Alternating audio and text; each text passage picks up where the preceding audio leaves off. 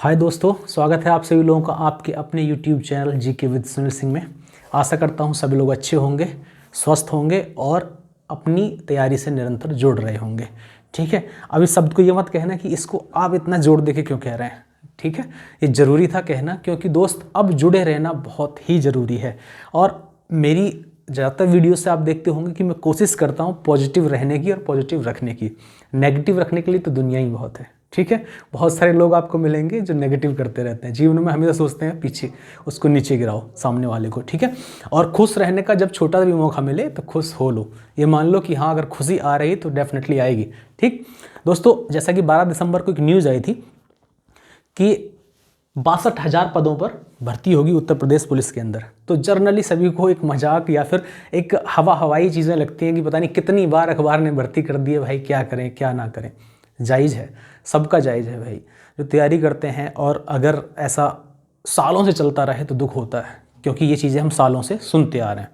लेकिन दोस्त, कुछ चीज़ें होती हैं जिनके अनुसार हम उसको सत्य या फिर असत्य मानते हैं। ठीक है, तो आज मैं ऐसी ही कुछ चीज़ लेकर के आया हूँ कि जिसके ऊपर हम ये कह सकते हैं, जिन चीज़ों को देखते हुए कह सकते हैं कि डेफिनेटली जो हमारा शासन या प्रशासन है वो भी इन चीज़ों से सजग है।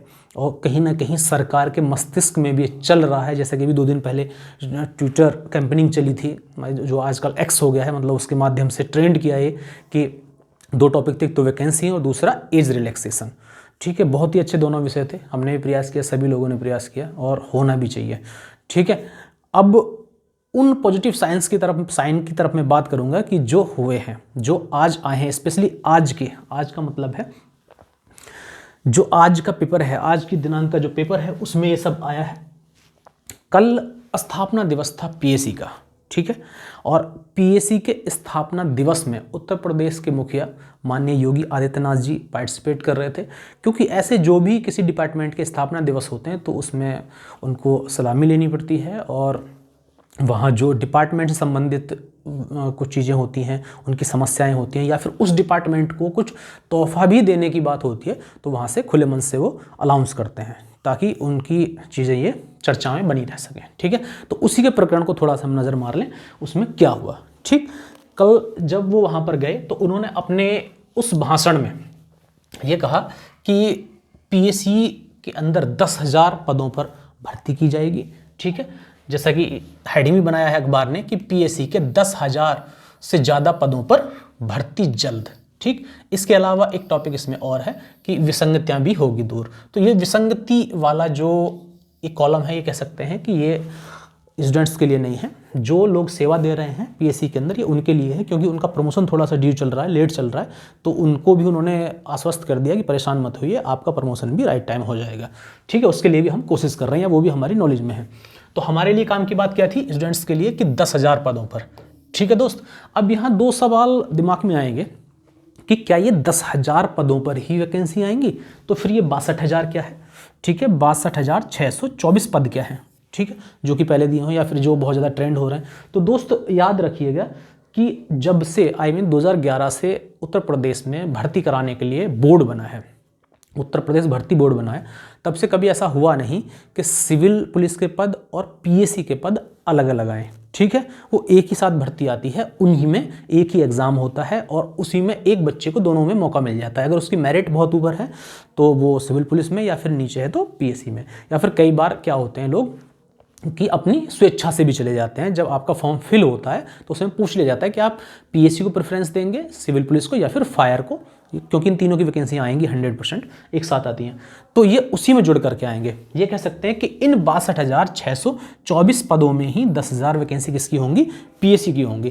पहले जो इसका क्लासिफिकेशन आ रहा था 62,624 का, तो उसमें कुछ पीएससी के पद कम बताए जा रहे थे। लेकिन इससे एक और पॉजिटिव साइन है कि अगर 10,000 पीएससी के पद होंगे तो हो सकता है कि ये 62,000 से वैकेंसी थोड़ी बढ़ जाएं, प्लस हो जाएं, या फिर अगर 62,624 ही कुल पद होंगे तो उनमें जो सिविल पुलिस है, सिविल पुलिस के पद घट सकते हैं। ठीक है, पीएससी के पद बढ़ जाएंगे, सिविल पुलिस के घट जाएंगे। कुल मिला के घटे या बढ़े, लेकिन हमारा जो मूल उद्देश्य है या इंतजार है वो ये है कि भर्ती आए। ठीक है दोस्त, तो मैं ये बताना चाहता हूँ, देखिए जैसे कि उन्होंने कहा, ऐसा नहीं एक लंबा चौड़ा भाषण था, लंबा चौड़ा डाटा था जिस पे उन्होंने बात की। ये चीज़ें ही आपको विश्वास दिलाएंगी कि हाँ उन्हें अंदर से नॉलेज है, या फिर अंदर से किसी ने उनको एक फैक्चुअल डाटा दिया है कि ये प्रक्रिया है। जैसा उन्होंने कहा कि पीएससी के 10,584 पदों पर सीधी भर्ती प्रक्रिया जल्द शुरू होगी। कहने का मतलब है जो डिपार्टमेंट के मुखिया हैं उन्होंने बताया होगा सर इस पर प्रक्रिया चल रही है या फिर इस चरण में है, ठीक होगी।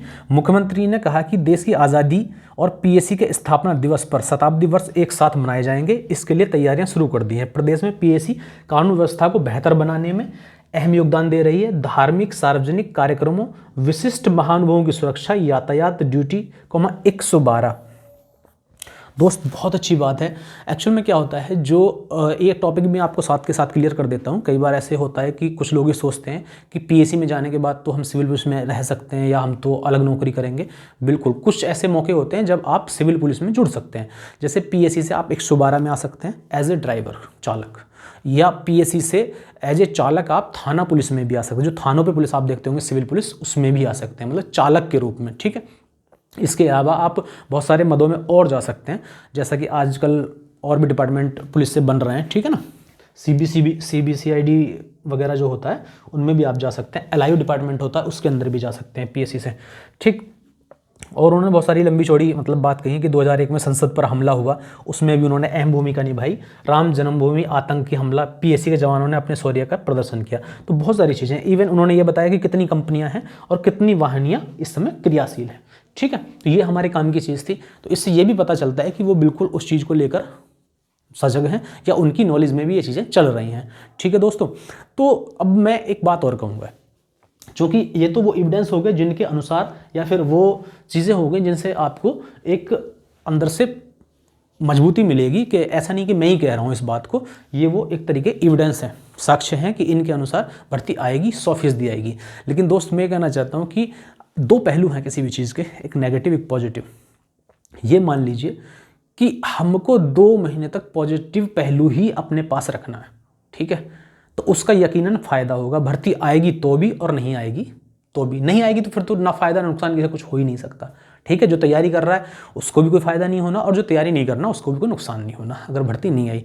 लेकिन अगर भर्ती आ गई, ठीक है, तो याद रखना जो पॉजिटिव है, जो मान के चल रहा है कि भर्ती तो आनी ही है और मुझे तैयारी में रहना है, तो उसको इतना फ़ायदा होगा कि वही वर्दी पहनेगा दोस्त। और जो खाली सपने देख रहे हैं अभी कि हमारी एज हो गई है, फार्म हम भरेंगे, फार्म तो भाई हिंदुस्तान भरता है, ठीक है। ये कोई बड़ी बात नहीं है। फॉर्म भरना तो आप माता पिता पैसे दे देंगे, या फिर हो सकता है आप अपने पास से भी पैसे ले लें, फॉर्म भर जाएगा। फॉर्म भरना कॉमन बात है। फॉर्म भरने के बाद मेरिट में आना, ये मेन बात है, ठीक है। और याद रखना, फॉर्म नहीं भरे गए इसके लिए आप सरकार को कोस सकते हो, ठीक है, और लोगों को कोस सकते हो, डिपार्टमेंट को, भाग्य को, सौभाग्य को। लेकिन भर्ती आई और भर्ती आने के बाद आप अच्छी परफॉर्मेंस नहीं कर पाए और वैकेंसी आपके हाथ से छूट गई, तो किसे कोसेंगे आप? अपने आप को, ठीक है। तब आपको पता चलेगा गलती मेरी थी, मैंने ऐसा नहीं किया।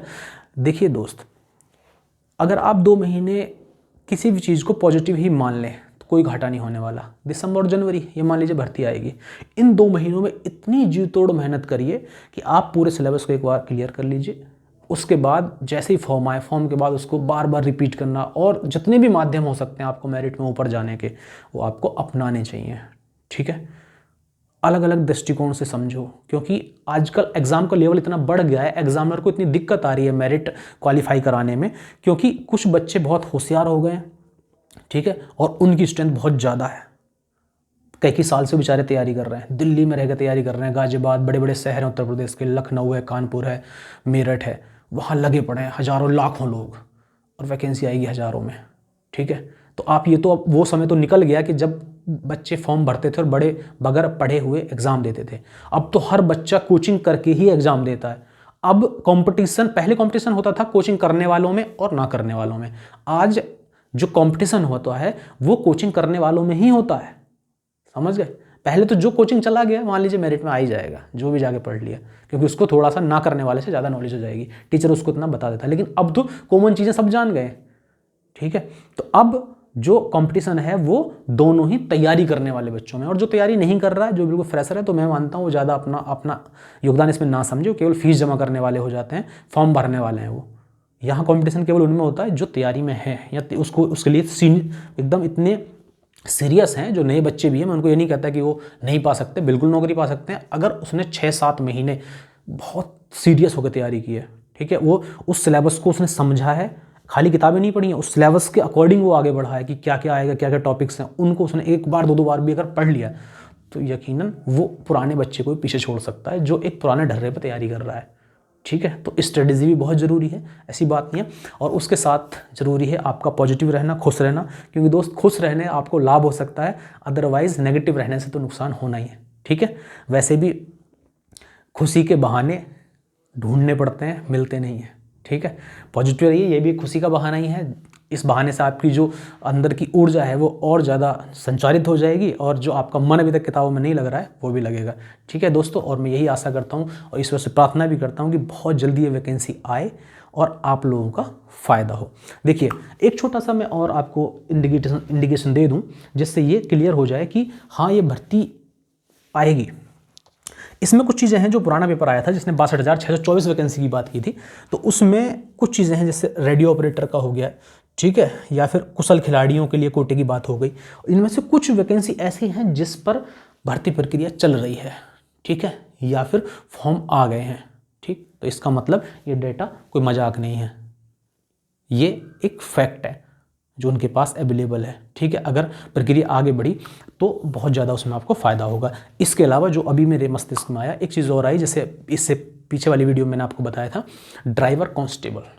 यदि ड्राइवर कांस्टेबल पर भी चर्चा की गई, क्योंकि जो सारे डिपार्टमेंट हैं, हमारे डिपार्टमेंट ने ये कहा था कि ड्राइवरों की बहुत ज़्यादा कमी हो रही है, क्योंकि उनका जो चयन प्रक्रिया है वो अब तक नियमावली में ये था कि जो लोग सेवा दे रहे हैं पुलिस के अंदर उन्हीं को ड्राइवर बनाया जाएगा, उनसे आवेदन मांगे जाएंगे। लेकिन नए लड़के, जो आप जैसे लड़के या फिर जल्दी 11 के बाद वाले जो लोग हैं, कैंडिडेट हैं, सिपाही, आरक्षी, वो जर्नली इन पदों में नहीं जाना चाहते, क्योंकि सभी लोग पढ़े लिखे हैं या फिर वो और तरीके से नौकरी करना चाहते हैं।